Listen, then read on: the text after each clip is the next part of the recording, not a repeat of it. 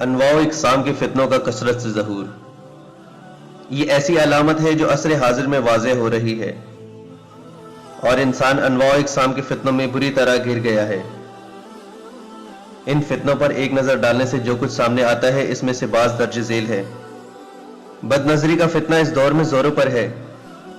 Satellite T V channels, internet کی حیا باختہ web sites, فحش ویڈیوز، موبائلز اور کمپیوٹر سیڈیز کے ذریعے جو فحش تصاویر اور فلمیں ایک دوسرے کو ارسال کی جاتی ہیں، یہ اور اس طرح کے دوسرے بے شمار فتنے، جو شخص اللہ کا خوف اور اس کی تعظیم بجا لاتے ہوئے انہیں چھوڑ دے اور ان سے بچ جائے تو اسے اللہ تعالیٰ ایمان کی حلاوت نصیب فرمائے گا جسے وہ اپنے دل کی گہرائیوں میں محسوس کرے گا۔ اسی طرح حرام مال کا فتنہ ہے۔ سود، رشوت، نشہ آور اشیاء کی فروخت اور حرام لباس کی تجارت سے جو پیسہ کمایا جاتا ہے، یہ سب اس دور کے فتنے ہیں۔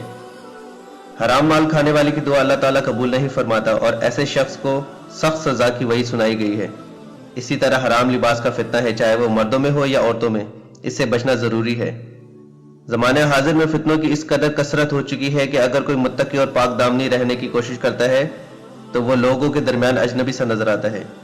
نبی کریم صلی اللہ علیہ وآلہ وسلم نے بہت سے ایسے ہولناک فتنوں کی خبر دی ہے کہ جن میں ایک مسلمان پر حق خلط ملط ہو جائے گا۔ جب بھی کوئی فتنہ رونما ہوگا تو مومن کہے گا، یہ فتنہ تو میری ہلاکت کا باعث بنے گا۔ پھر جیسے یہ فتنہ غائب ہوگا اس کی جگہ کوئی دوسرا فتنہ آ جائے گا۔ حضرت ابو ہریرہ رضی اللہ عنہ عنہ بیان کرتے ہیں کہ نبی کریم صلی اللہ علیہ وآلہ وسلم نے فرمایا، اندھیری شب جیسے فتنوں کے سیلاب سے پہلے پہلے نیک اعمال کر لو۔ آدمی صبح کے وقت تو مومن ہوگا لیکن شام ہونے سے پہلے کافر ہو جائے گا، یا شام کے وقت تو مومن ہوگا مگر صبح ہونے سے قبل وہ کافر ہو چکا ہوگا۔ آدمی معمولی سی دنیاوی فائدے کی عوض اپنا دین فروخت کر دے گا۔ اس حدیث میں ترغیب دی گئی ہے کہ اس وقت کے آنے سے پہلے جب نیک عمل کرنا بے حد مشکل ہو جائے گا، نیک عمل کر لو۔ پے در پہ رونما ہونے والے اور مشغول کر دینے والے فتنوں کے اس دور سے پہلے جو اندھیری رات کی طرح ہوگا اور چاندنی کا اس میں نشان نہیں ہوگا، نیک اعمال بجا لاؤ۔ آپ صلی اللہ علیہ وآلہ وسلم نے ان فتنوں کی سنگینی اور شدت کا احساس اس طرح دلایا کہ ایک آدمی شام کے وقت تو مومن ہوگا اور صبح ہوتے ہوتے کافر ہو جائے گا، یا صبح کے وقت تو مومن ہوگا اور شام ہوتے ہوتے کافر ہو جائے گا۔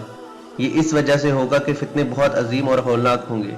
ان کی وجہ سے انسان میں ایک ہی دن میں یہ تبدیلی رونما ہو جائے گی۔